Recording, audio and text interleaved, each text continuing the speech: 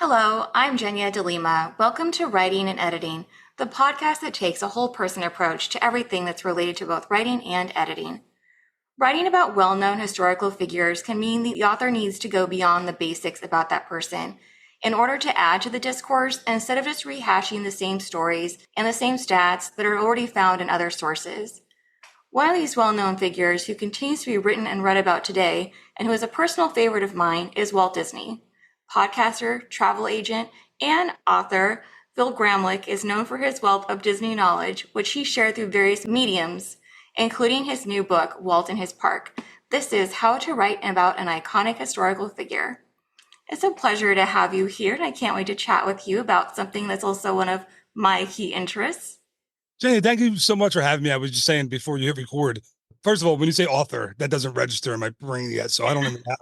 But when you say podcaster, I've done maybe 450 episodes where I have to be the person in charge, and I'm so happy to not be in charge. So thank you for having me. I'm thrilled. Let's talk about Walt. Yeah, of course. First, why Walt? Was there something that drew you to him in particular? Is he someone you've always been interested in? I was 13. My sister, who was 5, was diagnosed with a brain tumor. Mm. And my uncle, he said, listen, once you go through these surgeries, once you recover, I'm taking your family to Disney World. Aw. And we had never been. And she recovered and she had to learn to walk again. This is not the 80s. I'm sorry, this is the 90s. So they literally had to open up the back of your head back then. It was Oh, insane for geez. five. She was 5 years old. So she made it. She learned to walk again, learned to talk again. We got to Disney World and we got to Walt Disney World. And I remember being on Main Street and saying to my family, I don't know how this works, but I need to figure it out and I want to work here. And 7 years later, I was a cast member in Disney's Animal Kingdom when a few months after opening team. I started working there in June of 1998. Once I learned how it worked, and Mhm. once I started doing some research about Walt Disney, what he went through to get the park, Yeah. get a Disneyland built, not Walt Disney World, of course. I was hooked. I was fascinated, and I was like, I want to know everything I can about this guy. That was almost 30 years ago. So it's been like a 28-year journey for me with Walt Disney and books and research and all of that stuff. That is such a great story. And I think that's one thing that a lot of people, when they first hear the Disney name, they don't really think about him as a business innovator and that he changed so much in media and how we view it, and even how it's targeted towards children and not just the adult audience. And he really opened up so much. And even how to market to your audience and make them feel like they're valued. I mean, a lot of that really all goes back to him. He famously said, like, I'm not aiming to the critics, I'm not aiming to little kids, I'm not aiming to adults. I mean, I'm aiming at the family, everybody. Mm-hmm. Everybody's included. That's who we're talking about with these movies, with the parks. Everyone is included, and that's there's so many like specialized entertainment industries. It's very, very different to Right. be. Hey, I want to just make sure everybody has fun here. His focus was not just kids; it was the whole family.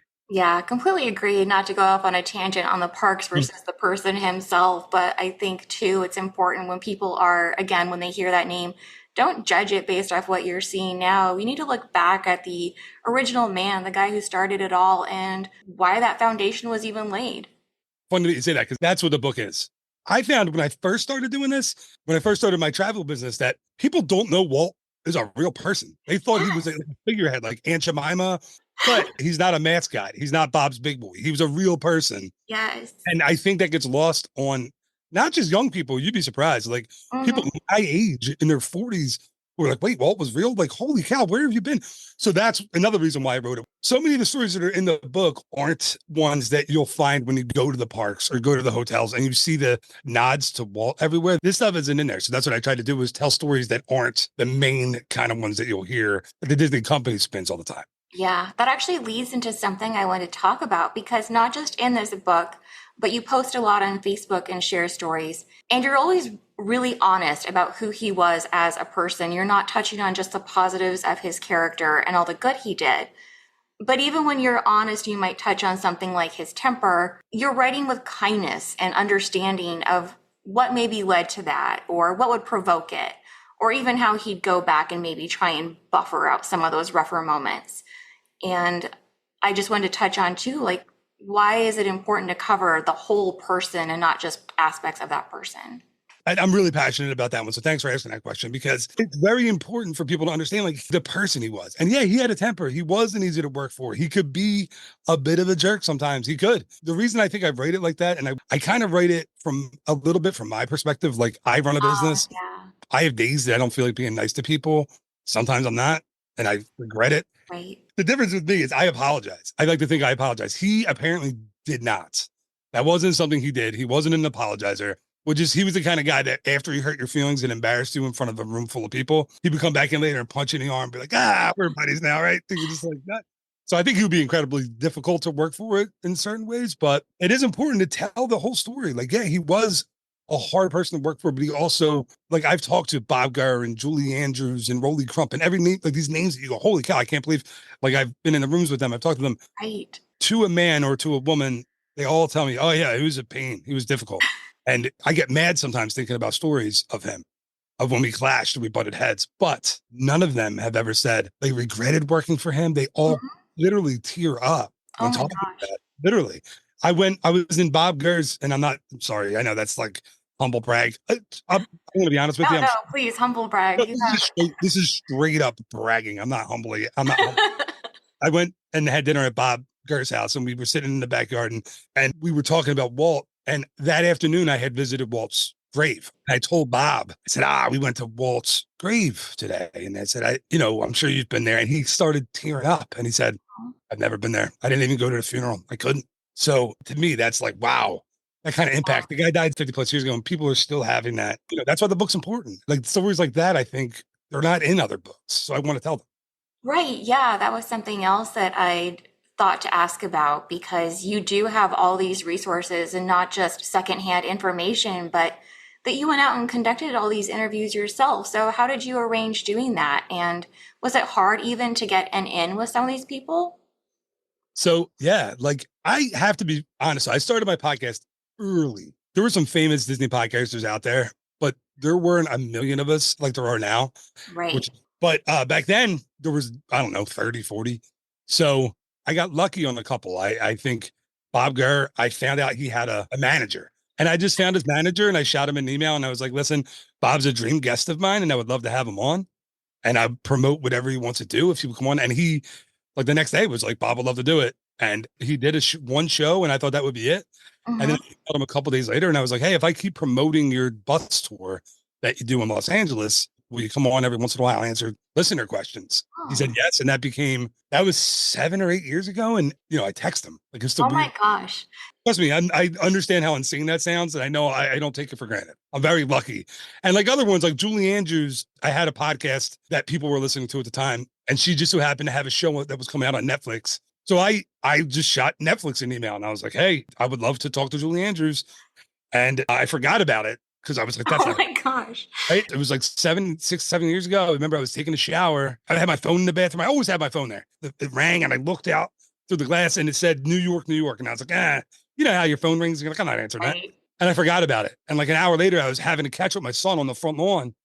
And I was like, oh, shoot, what is that voicemail? And I checked and it was like, hi, this is so and so from Netflix. We would love for you to interview Julie Andrews. And I was like, Oh holy. wow. Yeah. So that was surreal. Like that was insane. Yeah, I can't even imagine, especially just Yeah. thinking of some spam phone call, trying to sell you your Yeah. car insurance or And whatever. the worst part about it was I didn't get the message until after 5 p.m. on a Friday. So Netflix was closed. They were done. No Oh one's taking any no. calls. So I frantically called the number that she left in the email and I couldn't get back to her until Monday. So I had to go the whole weekend freaked out. Like I blew my only chance to interview Julie. Oh my gosh, that would have been so crushing. The thing was, they invited me up to New York City to interview him in person. Oh, And I couldn't because I have a child. One of my kids goes to school from home, but we had to do it on the phone. And when you hear Julie Andrews say your name, God. nothing cool. Like Mary Poppins is like Did you talking. record it? I have not even kidding. I put it on a T-shirt. I put one of her quotes on a T-shirt and wore it to the D23 Expo just to try to get more attention because I was like, Yeah, just make that your ringtone. exactly. Yeah. It was so. I mean, it was cool Leave stuff. it as your voicemail message. I would. Mhm. Trust me, I've talked to some Disney voice actors, and I've been so tempted to ask them to leave me my outgoing voice message on my as like Scar, Winnie the Pooh. Oh, that'd be perfect. Anyway, sorry. I'll just keep talking. Yeah, So, please do. No, I think that this really does show that just being persistent and being willing to put yourself out there can lead to so many of these opportunities because I think so often we feel like, oh, that person's, so high above my level or my show doesn't rate their attention or something of the sort. And so we might not even try. right. But What they're gonna say is no. Or they're right, exactly. And that doesn't actually mean no forever either. most of the time they don't respond to you at all. I would write to very famous actors and never hear from them and be like, all right, well, I took a shot, didn't hear from them. But once in a while you hear back, like Julie Andrews, or you go, holy, or Rolly Crump, and you're like, Rolly Crump? Like that was episode 11 of my podcast. I was nowhere near ready or prepared to talk to Rolly Crump. I wasn't, but I did it. It was great. And I loved it. And it's one of my favorite memories. And I got to talk to him for like 2 hours. And like listening to Rolly Crump tell you stories about Walt. Sadly, we lost Rolly last year, and it was so sad. And he was just the nicest guy. Him and his wife spent 2 hours with me on the phone. He literally, and I can say this now, I didn't put this in a podcast, but he was hard of hearing. He couldn't hear, he could barely hear. And she translated every single thing I said. Oh my goodness. And he would respond to her, not me. And I tried to edit that out of the podcast, but just to be that nice to somebody, I wasn't anybody. I was literally, I had 11 podcast episodes. And for this Disney legend to sit for 2 hours with me on a weekday, and he's just like, I want these stories to live on. That's the book too, right? Like kids, young Yeah. people have to read. They have to know these stories. And I'm not saying buy my book. I'd appreciate it if you did, but buy a Walt book, like buy the Bob Thomas Walt biography and have that and read it. Because that's where you really get a sense of, if you want a biography of Walt, that's the one that you go to. Right. Yeah. And that also talks about how your book is different because it really is more a collection of stories. And I think it's in the introduction where you say that you don't use chapters because you're encouraging readers to just pick up whichever story catches their fancy at that moment and dive in and read it, but they don't have to necessarily read them in order. So maybe if they're not as interested in Walt's childhood, they can skip ahead to something dealing with animation. Yeah. I got to be honest with you. That's mostly because, like, some of the stories I was like, I don't know what year this took place. I don't know.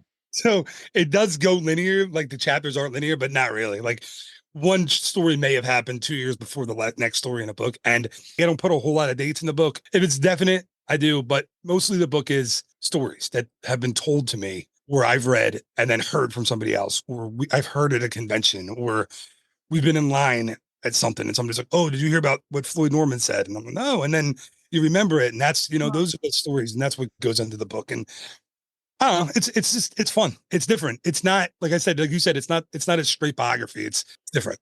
And do you think that's what is going to help your book stand apart from all the other books that are already available, that it has, yeah, that storytelling quality? And it does have that very buddy feel to it because, again, you're not glossing over any of the negatives or any of the flaws. It's here they are. Yeah. He's the man that he was. Like, there's some stuff that I've read that's in the biographies. It's not hidden. Mm-hmm. That's like he smacked his daughter Diane once across the face because she disobeyed him. Like, and I'm like, oh man, like listen, I'm never going to smack my children ever. I never have, never will. But I understand a guy who was abused as a child. He literally was beaten by his father. Yeah. Having a moment. I get it. I understand it. I don't like it, but and I don't have to include it in a book, but that's a part of it too. Like it's in his history. It's there. And I think it's not fair to hide it, but yeah, I mean, listen, he's a guy that lost his cool sometimes. And, listen, I lose my cool. I've said stuff to my kids and I'm walking the dog afterwards. And I'm like, oh man, that's going to be therapy in a couple of years, I think. But like, we all do. You lose your cool. And then, he was just a guy. And that's what the book is. It's Walt. It's why it's not the Walt Disney book. It's not a company. I wanted to tell the Disneyland story as much as I could, but I also wanted to tell his story kind of in parallel with the building of Yeah. Disneyland. It's like filtering it through his story, not so much putting the emphasis on Disneyland itself, which is covered so often anyway. But I have 100 of those books, like literally on the other side of this office. Like I have bookcases Right. of that book of like how Disneyland was made and what Walt thought about this ride and what Walt thought about this show. And I think it's more important to tell like, all right, well, he ate beans and chili and he made fun of his friends sometimes. And he, it's important. I see myself and I see my friends and I see my kids in him. I just think there's something in there for everybody. I hope. Yeah. I think too that one of those things that helps was seeing all these nuances and then seeing things like the cold hot dogs and stuff when he comes home is that It does strip away some of that saintly persona that we tend Yeah. to just automatically apply to people who've reached a certain esteemed status in our society. And so it Yeah. becomes harder to see them as a person, and they do become, like you said, that figurehead. And I've had that same experience even walking in Disney World, where we were walking out of one man's dream or something like that, and some couple turned to each other and said, "Wow, I never knew he was a real guy." No, right? It's crazy. But even then, they're just getting this bare view of who he was as a person. It's those iconic photos that are used in every Every- single advertisement or whatever. But that's one thing I want to talk about too, is that you don't use just text to tell a story. You have pictures in there too. And then what that adds to it, or why you decided to include them.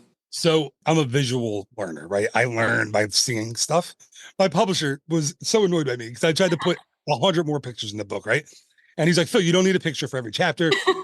And I'm like, I literally went to Disneyland 6 months ago with my iPhone only, Mhm. take pictures. Like I went to Walt Disney Family Museum. I was like, okay, I have the story about this. I have to get a picture of this. I have a story about this. I have to get a picture of that. And it drove them nuts. So I had a lot that I've taken. And then I just think it adds so much. Like you're like, okay, I'm Right. telling you a story about Tom Sawyer Island, or I'm telling you a story about Sleeping Beauty Castle. Why not have a picture? You can see what the heck we're talking about and visualize it.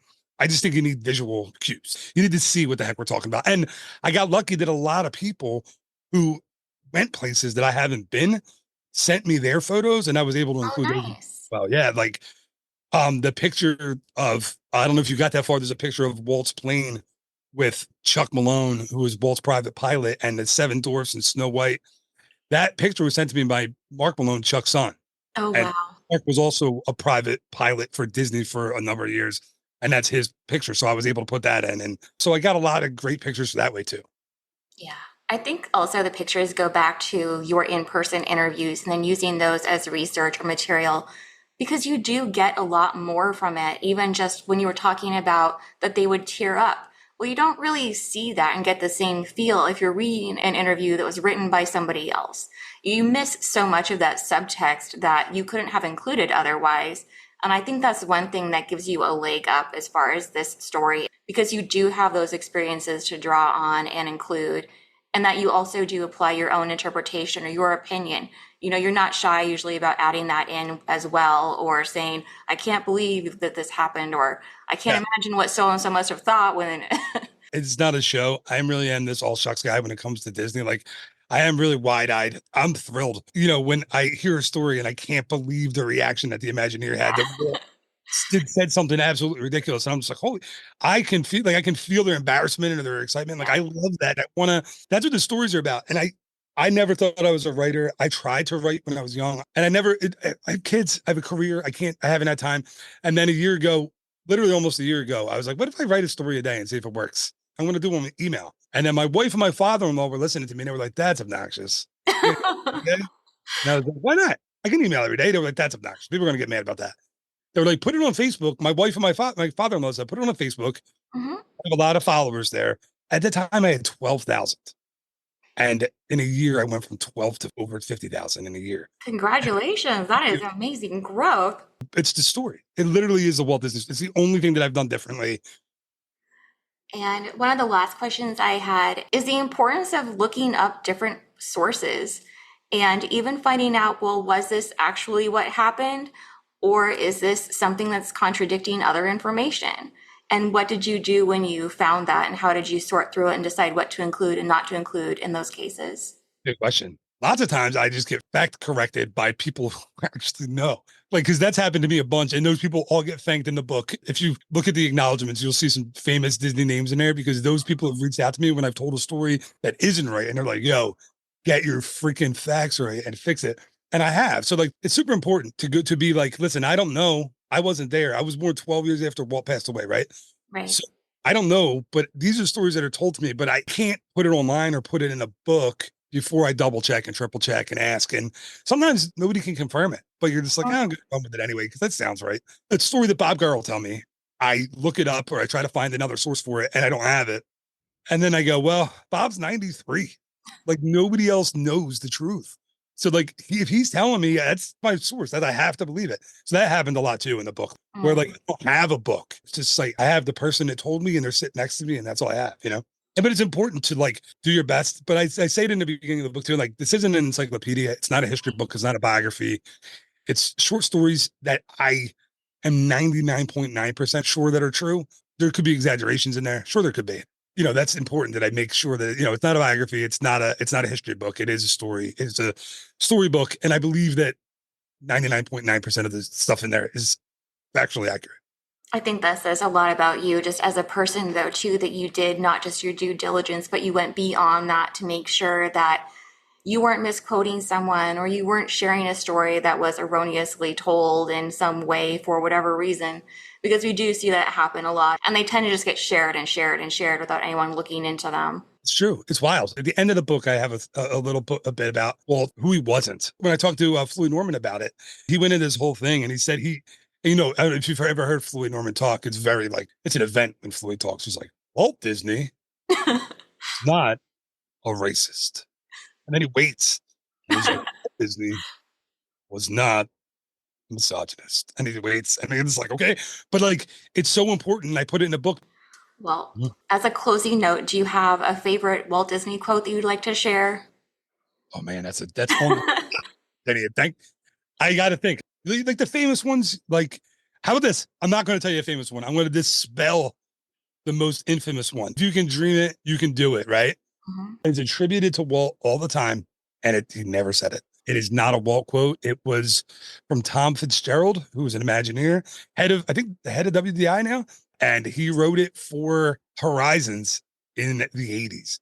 So that is not a Walt quote, although it's always, always, always attributed to him. Yeah, it is. Yeah, it's even on Walt Disney World merch. It is. I ran a Disney World marathon years ago, and there was a sign by Disney on the course. If you can dream it, you can do it. I took a picture of it and I angrily texted my wife. I was like, and she was Don't like, these you people should, know anything? like, don't you know you're running a marathon, you idiot? Well, stop focusing on that and get some water, you dummy. But anyway, yeah. So I kind of flipped it on its head, but there you go. Yeah, thanks for helping us have that Yeah, interesting yeah, twist right at the end. absolutely. Thank you for having me. This was a lot of fun. It really I was. agree. Thanks so much. Thank you for listening, and make sure to check out the show notes for more information. Phil will also be giving away one copy of his book, which has already hit the #2 spot in one of its categories on Amazon. To enter for a chance to win a copy, please message me, send me a DM on Instagram. You can even message me on Facebook, wherever you'd like, and just put in the word Disney. And then please join me next week as Tanya Todd tells us about writing with inclusion. If you enjoyed today's episode, I'd greatly appreciate it if you took the time to leave a rating or a review wherever you download or listen. Thanks again.